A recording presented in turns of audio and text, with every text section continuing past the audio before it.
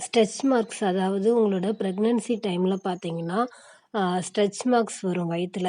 அதாவது குழந்தையோட வளர்ச்சி அதிகமாக வயிறு பெருசாகுமா, அந்த பெருசாகிறதால பார்த்தீங்கன்னா, உங்களுக்கு வந்து தழும்பு மாதிரி, வரி மாதிரிலாம் வந்து உங்களுக்கு வயிற சுத்தி இருக்கும்.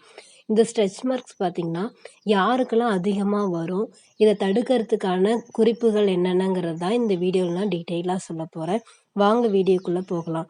இந்த ஸ்ட்ரெச் மார்க்ஸ் பார்த்தீங்கன்னா, உங்களோட பிரெக்னன்சி டைம்ல பார்த்தீங்கன்னா, உங்க குழந்தையோட வளர்ச்சி வளர, அதாவது உங்களுக்கு வந்து 7 மந்த்துக்கு அப்புறம் பார்த்தீங்கன்னா, குழந்தையோட வளர்ச்சி அதிகமா இருக்கும். அப்ப பார்த்தீங்கன்னா, உங்க குழந்தை வந்து வளர்றதால, உங்களோட தோல் வந்து நீண்டு, அந்த துணை திசு அடுக்கெல்லாம் கிழிச்சிட்டு, ஸ்ட்ரெஸ் மார்க்ஸ் அதாவது வரி மாதிரி உங்களுக்கு வெளிய தெரிய ஆரம்பிக்கும். அந்த ஸ்ட்ரெஸ் மார்க் பார்த்தீங்கன்னா, யாருக்கு அதிகமா வரும் அப்படின்னு பார்த்தீங்கன்னா, ஜெனடிக்ஸா இருக்கிற மாரி இருக்கும். அதாவது இப்போ உங்களுக்கு அம்மாவுக்கு உங்க அம்மாவுக்கு அப்படி இருக்கு அப்படின்னா, உங்களுக்கும் வந்து பிரெக்னன்சி டைம்ல ஸ்ட்ரெச் மார்க்ஸ் வர அதிக சான்சஸ் இருக்கு. மரபணு ரீதியாவும் வரதுக்கு சான்சஸ் இருக்கு. 2வது பார்த்தீங்கன்னா, ரொம்ப சீக்கிரமே வந்து வெயிட் வந்து இன்க்ரீஸ் ஆனீங்கன்னாலும் உங்களுக்கு ஸ்ட்ரெச் மார்க்ஸ் வரும். அதாவது வந்து உங்களோட குழந்தையோட உடல் வந்து அதிக அளவு வந்து இந்த டைம் வந்து வளருவாங்க. ஸோ, அந்த உங்க குழந்தை வளர உங்க தோல் வந்து விரிவடைறதாலயும் ஸ்ட்ரெச் மார்க்ஸ் வரதுக்கு அதிகமா வாய்ப்பு இருக்கு. அதுபோல பார்த்தீங்கன்னா, இந்த பிரெக்னன்சி டைம்ல ஹார்மோன் சேஞ்சஸால தான் வந்து திடீர்னு வந்து எடை அதிகமாகும். ஸோ, வந்து உங்களுக்கு வெயிட் வந்து இன்க்ரீஸ் ஆகறதால தான் வந்து இந்த ஸ்ட்ரெச் மார்க்ஸ் வரும். அது அடுத்தது பார்த்தீங்கன்னா, நீங்க ஒரு சமச்சீரான உணவு சாப்பிடாம இருந்தீங்க அப்படின்னாலும், உங்களுக்கு வந்து வெயிட் இன்க்ரீஸ் ஆக நெறையவே சான்சஸ் இருக்கு. ஸோ, அதனாலேயே வந்து ஸ்ட்ரெச் மார்க்ஸ் வரும். நெக்ஸ்ட்டு பார்த்தீங்கன்னா, இளம் வயதிலேயே பிரெக்னன்ஸா இருக்கிறவங்களுக்கும் வந்து ஸ்ட்ரெச் மார்க்ஸ் வர நெறைய வாய்ப்பு இருக்கு. ஏன்னா, அவங்களோட சருமம் பார்த்தீங்கன்னா, ரொம்ப சென்சிட்டிவா இருக்கும். ஒரு முதிர்ச்சி அடையாத சருமமா இருக்கும். ஸோ, அந்த டைம் வந்து அவங்க குழந்தையோட வளர்ச்சி ஆகுறது, அவங்களோட வயிறு வந்து பெருசாகிறதால, அவங்க தோல் திசு ஆனது வந்து ஸ்ட்ரெச் மார்க்ஸ் வர நெறையவே சான்சஸ் இருக்கு. அடுத்தது பார்த்தீங்கன்னா, உங்களுக்கு வயித்த சுத்தி வந்து அரிப்பு இருந்தாலும் வந்து உங்களுக்கு ஸ்ட்ரெச் மார்க்ஸ் வர்றதுக்கு வாய்ப்பு அதிகமா இருக்கு. அடுத்தது பார்த்தீங்கன்னா, உங்களுக்கு வந்து இதே ட்வின்ஸ் பேபி இல்ல வந்து 3 பேபி இல்ல குழந்தையோட வெயிட் அதிகமா இருக்கு. ரொம்ப பெரிய குழந்தை அப்படின்னாலும் வந்து உங்களுக்கு வந்து பிரெக்னன்சிக்கு அப்புறம் வந்து டெலிவரிக்கு அப்புறம் பார்த்தீங்கன்னா, உங்களுக்கு ஸ்ட்ரெச் மார்க்ஸ் நெறைய இருக்க சான்சஸ் இருக்கு. உங்களோட பிரெக்னன்சி டைம்லயும் சரி, இல்ல டெலிவரி ஆனதுக்கு அப்புறம் கூட உங்களுடைய இந்த ஸ்ட்ரெச் மார்க்ஸ்லாம் வந்து கம்மி பண்றதுக்கு நீங்க என்னென்னலாம் பண்ணலாம் அப்படின்னு பார்த்தீங்கன்னா, நீங்க வந்து டெய்லி பார்த்தீங்கன்னா, தண்ணி நெறைய வந்து நீங்க தண்ணி எடுத்துக்கணும். 6 டூ 8 டம்ளராவது நீங்க டெய்லி வந்து தண்ணி நீங்க எந்த அளவுக்கு இன்டேக் எடுத்துக்கிறீங்களோ, அந்த அளவுக்கு பார்த்தீங்கன்னா, உங்களோட சருமம் வந்து ட்ரை ஆகாம நீங்க வந்து ஹைட்ரேட்டா இருப்பீங்க. இதனால கூட உங்களுக்கு ஸ்ட்ரெச் மார்க்ஸ் அதிகம் வராம தடுக்கலாம். அடுத்தது பார்த்தீங்கன்னா, விட்டமின் சி நெறைய இருக்கிற ஃபுட்டா சாப்பிடணும். ஆரஞ்சு, லெமன் இதெல்லாம் பார்த்தீங்கன்னா, ஸ்கின்னோட ஹெல்த்திக்கு ரொம்ப வந்து யூஸ்ஃபுல்லா இருக்கும். ஸோ, நீங்க வந்து இது மாதிரி ஃபுட்டெல்லாம் நெறைய எடுத்துக்கோங்க. அடுத்தது பார்த்தீங்கன்னா, நீங்க வந்து கோகனட் ஆயில் இல்லன்னா ஆலிவ் ஆயில் வச்சு டெய்லி வந்து மசாஜ் பண்ணுங்க. 2 டைமாவது நீங்க மசாஜ் பண்ணணும். இது வந்து ரொம்பவே வந்து ஏன்னா இப்போ வந்து உங்களுக்கு பிரெக்னன்சி டைம்ல பார்த்தீங்கன்னா, நீங்க வந்து வேற எதுவும் கிரீம்லாம் வந்து யூஸ் பண்ணாதீங்க.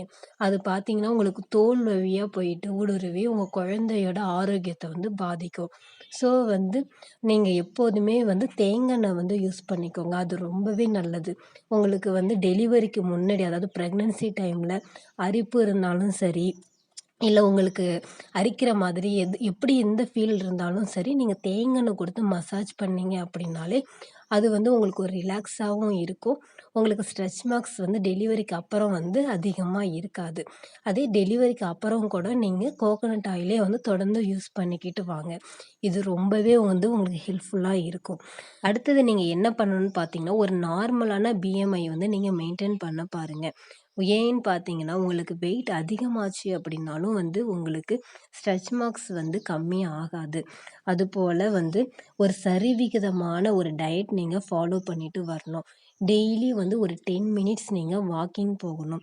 இதெல்லாமே வந்து உங்களுக்கு ஸ்ட்ரெச் மார்க்ஸ் குறையறதுக்கு ரொம்பவே ஹெல்ப்ஃபுல்லா இருக்கும். அடுத்தது பார்த்தீங்கன்னா, வெதுவெதுப்பான தண்ணீல நீங்க குளிச்சதுக்கு அப்புறம் பார்த்தீங்கன்னா, நீங்க வந்து கோகனட் ஆயில் குளிச்சதுக்கு அப்புறம் வந்து நீங்க கோகனட் ஆயில் வந்து யூஸ் பண்ணிக்கோங்க. அப்பதான் வந்து உங்களோட ஸ்கின் வந்து ட்ரை ஆகாமல் மாய்ஸ்சரைஸாக இருக்கும். அடுத்தது பார்த்தீங்கன்னா, நீங்கள் குளித்ததுக்கப்புறம் வந்து துண்டால் வந்து ஒத்தி தான் எடுக்கணும், துடைக்கக்கூடாது. நீங்கள் அது மாதிரி போட்டு துடைச்சிங்க அப்படின்னாலும் ஒரு மாதிரி அரிக்கிற மாதிரி இருக்கும். அதனால அந்த தண்ணியை வந்து நீங்கள் ஒத்தி எடுத்துடுங்க. அடுத்தது வந்து நீங்கள் வந்து உங்கள் டெலிவரிக்கு அப்புறம் கற்றாழை ஜெல் வந்து டெய்லி நீங்கள் யூஸ் பண்ணுங்கள். ஒரு 15 மினிட்ஸ் வந்து கற்றாழை, அதாவது நீங்கள் அந்த கத்தாழை இதுக்குள்ளே ஒரு ஜெல் மாதிரி இருக்கும்ல, அதை எடுத்துக்கிட்டு அந்த பல்பு மாதிரி அதை நீங்கள் நல்லா மசாஜ் பண்ணிக்கோங்க. குளிக்கிறதுக்கு முன்னாடி கூட நல்லா வந்து ஒரு 15 மினிட்ஸ் பண்ணிவிட்டு நீங்கள் அதுக்கப்புறம் அதை வாஷ் பண்ணிக்கோங்க. இது நீங்கள் வந்து டெலிவரிக்கு அப்புறம் தான் எடுத்துக்கணும். ஏன்னா உங்களோட ப்ரெக்னன்சி டைமில் நீங்கள் கற்றாழை ஜெல் எடுத்துக்கிட்டிங்கன்னா இது ரொம்ப வந்து கூலிங்கான ஒரு ஐட்டம். ஸோ உங்களோட ப்ரெக்னன்சி டைமில் நீங்கள் கற்றாழை ஜெல் வந்து யூஸ் பண்ணாதீங்க. கோகோனட் ஆயிலே அப்போ யூஸ் பண்ணிக்கோங்க. டெலிவரி ஆனதுமே வந்து உங்களோட உடம்பு வந்து ஒரு நார்மலாக வந்ததுக்கு அப்புறம் தான் நீங்கள் வந்து, அதாவது 1 வீக் இல்லை 2 வீக்ஸ்க்கு அப்புறம் நீங்கள் கற்றாழை ஜெல் வந்து எடுத்துக்கோங்க. இதுவே வந்து கோகோனட் ஆயில் பார்த்தீங்கன்னா, நீங்கள் வந்து ப்ரெக்னென்ட்டாக இருக்கும்போதும் யூஸ் பண்ணிக்கலாம். டெலிவரிக்கு அப்புறம் கூட நீங்கள் யூஸ் பண்ணிக்கலாம். அது உங்களுக்கு எந்த விதமான ஒரு பிரச்சனையும் தராது. அடுத்தது பார்த்தீங்கன்னா, பழம் எந்த அளவுக்கு நீங்கள் ஃப்ரெஷ்ஷான பழம், காய்கறிகள், தானியம், புரோட்டீன் உள்ள ஐட்டம் சாப்பிடுங்க. அது மாதிரி பால் சார்ந்த பொருள் நிறைய எடுத்துக்கோங்க. இது மாதிரி சீரான ஒரு சமச்சீரான ஃபுட்டு நீங்கள் ரெகுலராக ஃபாலோ பண்ணிட்டு வாங்க. ப்ரெக்னன்சி ரிலேட்டடான வீடியோஸ்லாம் நம்ம சேனலில் அப்லோட் பண்ணிட்டு வரோம். உங்களுக்கு வந்து ப்ரெக்னன்சி ரிலேட்டடாக ஏதாவது டவுட்ஸ் இருந்ததுன்னா கமெண்ட் பாக்ஸில் கமெண்ட் பண்ணுங்கள். நம்ம சேனலை சப்ஸ்கிரைப் பண்ணாதவங்க சப்ஸ்கிரைப் பண்ணிக்கோங்க. தேங்க்யூ.